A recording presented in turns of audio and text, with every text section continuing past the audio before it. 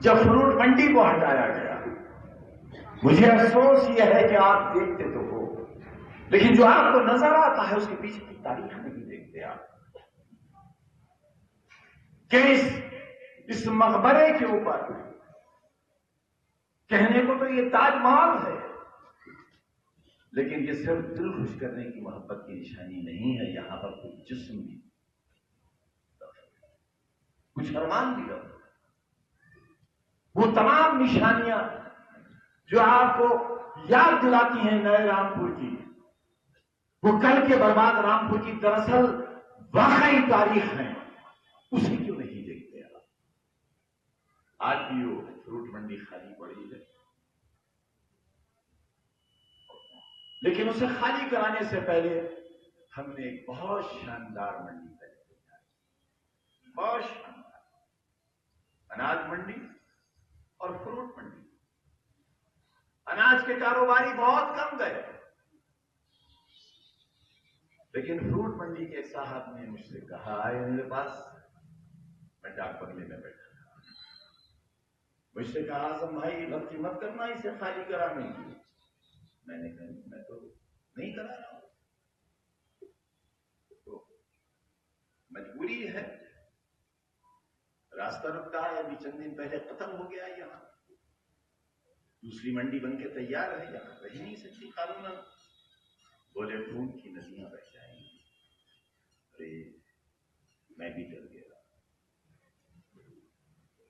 لیکن صبح جب فروٹ منڈی خالی ہونے کے لیے ہم نے انتظامات کیے تو وہی صاحب جو خون کی ندیاں بہانے آئے تھے وہی میرے پاس آئے اور بولے خالی کر دو، یہ ڈنڈے لے کے کیوں آئے؟ فروٹ منڈی خالی ہوئی، اور آپ انہی لوگوں سے پوچھئے جن کو 1000 روپے کا فائدہ ہوتا تھا انہیں 1 لاکھ روپے روز کا نفع ہونے لگا۔ ٹھیک اسی طرح جس طرح فٹ پاتھ پر بیٹھے ہوئے چاقو کے دکاندار آج 1-1 کروڑ کی دکان کی مالک ہے۔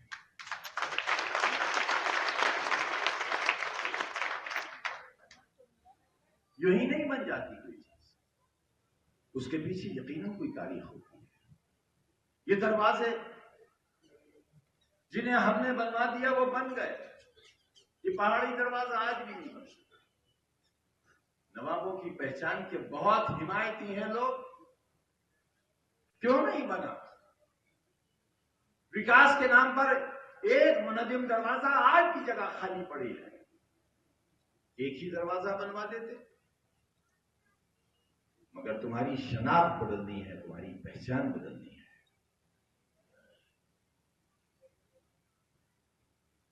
باب نجات نہ رہے اور باب حیات نہ رہے، کیونکہ باب نجات کا مطلب آپ بھی نہیں سمجھ سکتے اور باب حیات کا مفہوم آپ کو بھی آپ کے صحیح لوگ نہیں بتا سکتے، اس لیے ان کے ناموں کے ساتھ دوسرے نام بھی بڑھا دیے گئے۔ یہ ہوا وکاس، کیونکہ اس رامپور کی نجات اور حیات سے آج کا نظام اتفاق نہیں کرتا، وہ نہیں کرتا۔ بات سمجھ میں آتی ہے مگر اے کم نصیبوں، تمہاری سمجھ میں نہیں آتی، یہ بات ہماری سمجھ میں نہیں آتی کہ باب حیات اور باب نجات کی پہچان کو آپ نے مٹنے دیا اور ہم جیل کی سلاخوں میں بند رہے، ہمیں قید میں ڈال کر باب ان کی تاریخ کو ختم کر دیا گیا اور ایک نیا نام لگا دیا گیا۔ کتنا بڑا منصوبہ ہے تمہاری تباہی کا کہ باب علم کا نام بدلا گیا، تمہارے ہاتھ سے قلم لے کر پھر ایک بار چاقو سے تمہاری پہچان کرائی گئی۔ یہ پرانا رامپور آج کا رامپور بنے، کیا اسے چاہو گے؟ نہیں چاہو۔ کیوں؟ جب میں راجیہ سبھا میں تھا، آپ کے یہاں ایک ایم پی صاحبہ کانگریس سے ہوا کرتی تھی، ہمارا کئی ملکوں کا ڈیلیگیشن تیار ہوا تھا، میں بھی اس ملک کا تھا۔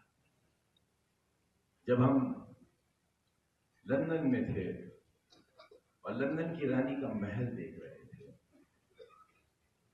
تو واقعی وہ اتنا خوبصورت تھا، اتنی حسین نقاشی تھی۔ میں نے اپنے ساتھیوں سے کہا کہ میرے دل میں آتا ہے خیال کہ اللہ جب شداد کی جنت تو نے اٹھائی تھی تو یہ محل کیوں چھوڑ دیے؟ اتنے حسین محترمہ میرے برابر کھڑی ہوئی تھی، بولی بہت پسند آ رہے ہیں آپ؟ جی آپ کو تو محلوں سے بہت نفرت ہے۔ میں نے کہا سواد بھی ہے اور اس محل سے بھی نفرت ہے، لیکن یاد وہ آ رہے ہیں جن کے ہاتھوں سے یہ محل تعمیر ہوئے اور نقاشی میں انہیں یاد محلوں کو نہیں۔ اس کے بعد جو جب اگر اسے یاد نہیں رکھو گے نوجوانوں اور اپنی آنے والی نسلوں تک ان کے منصوبے منتقل نہیں کرو گے تو نہ جانے ہم جیسے کتنے لوگ جیل کے سیٹوں کے پیچھے دم توڑ دیں گے اور تمہاری بات کہنے والا پھر کوئی دوسرا پیدا نہیں۔ مجھے جواب سننے کو ملا کہ محلوں کا دور پھر واپس آئے گا، انہی محلوں کے آگے جھکنا پڑے گا آپ کو۔ میں نے سارے ایم پیز کو جمع کر لیا اور میں کہا دیکھیے یہ ہے لوکتنتر کی نمائندہ، یہ بات سمجھ کہ اس کے بعد پھر وہ اس ڈیلیگیشن سے واپس ہندوستان آ گئی۔ لیکن آج بھی ان کے منصوبے یہی ہیں کہ محلوں کا راج واپس ہو، اگر وہ نہیں آ سکتے تو ان کے سامنے جھکنے والے آپ کے بھائی ان کے تیار کر لو، اپنے گھوڑے کی رسی اپنے ہاتھ میں رکھنا چاہتے ہو یا ان کے ہاتھ میں دینا چاہتے ہو جنہوں نے صدیوں تمہارے اوپر سواری کی ہے؟ یہی سمجھاتے سمجھاتے ہم 2 مقدموں کے صرف فیصلے ہوئے ہیں، سینکڑوں باقی ہیں، اور دونوں مقدموں میں جو میکسیمم سب سے بڑی سزا ہو سکتی ہے مجھے بھی عبداللہ کو بھی، اور آج یہاں چلنے سے پہلے تحصیل سے حکم نامہ آیا ہم دونوں کے نام کہ آپ کا ووٹ دینے کا بھی حق ختم ہو چکا ہے، یہ آپ کو یاد دلایا جاتا ہے۔ کیا چاہتے ہو ہم سے؟ ووٹ دینے کا حق ختم ہوا ہے، ووٹ مانگنے کا حق ابھی ختم نہیں ہوا۔ میں وہ آپ مانگنے آیا ہوں، میرے سارے حقوق ختم ہو گئے، لیکن ایک حق باقی ہے کہ میں ہندوستانی ہوں، یہ میرا وطن ہے، میرے اجداد کی قبریں ہیں اور یہی پیچھے میرے دادا دفن ہیں۔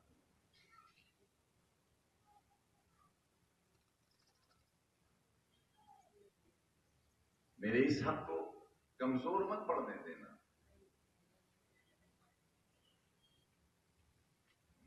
اور ہماری مضبوطی آپ کو ہمارے کتنے زخموں کا مرہم بنتا ہے، کتنی تکلیفوں کا علاج بنتا ہے۔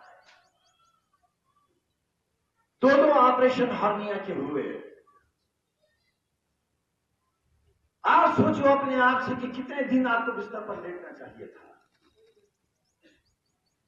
2 بجے میں ڈسچارج ہوا آپریشن تھیٹر سے اور کمرے میں آیا اور فجر کی نماز پڑھ کے اس لیے چل دیا کہ ایک ایسی خاتون مقابلے میں ہے، میں باہر ہوں لیکن اس کا شوہر آج بھی جیل میں ہے۔ نہ میں نے اپنی صحت کی، نہ آپریشن کی، نہ زندگی کی کوئی پرواہ نہیں کی۔ کتنا چل رہا ہوں، کتنا دوڑ رہا ہوں، 2 بڑے آپریشنز کے باوجود آپ کے سامنے اس کی اجرت نہیں مانگ رہا ہوں، آپ سے دے بھی نہیں پاؤ گے، اس کا بدلہ بھی نہیں چاہتا، آپ سے دے بھی نہیں پاؤ گے۔ احساس کر لو بھائی یہی میری زندگی کا انعام ہے، میری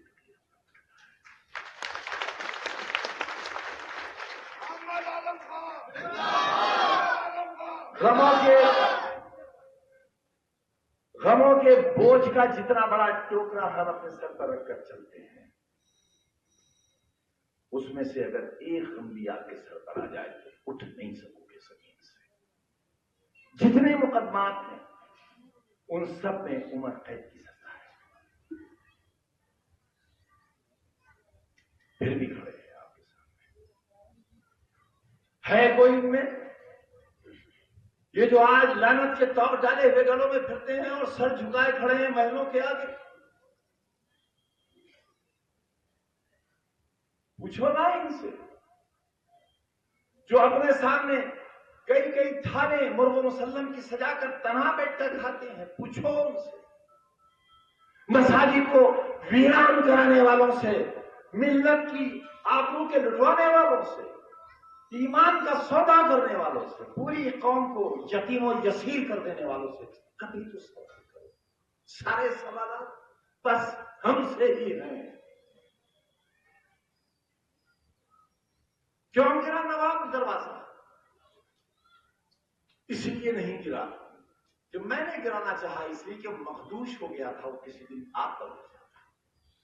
اور یاد رکھنا، یہ قلعے کا دروازہ کبھی اگر غور سے جا کر دیکھو تو کتنے حصوں میں تقسیم ہے، کبھی یہ گر جائے گا کوئی نہیں کہہ سکتا۔ اور یاد رکھنا، یہ قلعے کا دروازہ کبھی اگر غور سے جا کر دیکھو تو کتنے حصوں میں تقسیم ہے، کبھی یہ گر جائے گا کوئی نہیں کہہ سکتا۔ اور کتنے لوگ اس میں دب کے مر جائیں گے کوئی نہیں کہہ سکتا۔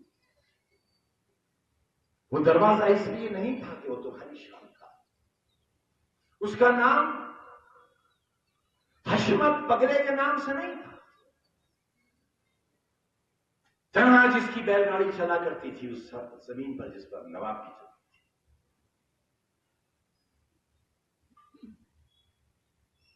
وہ وقار تھا۔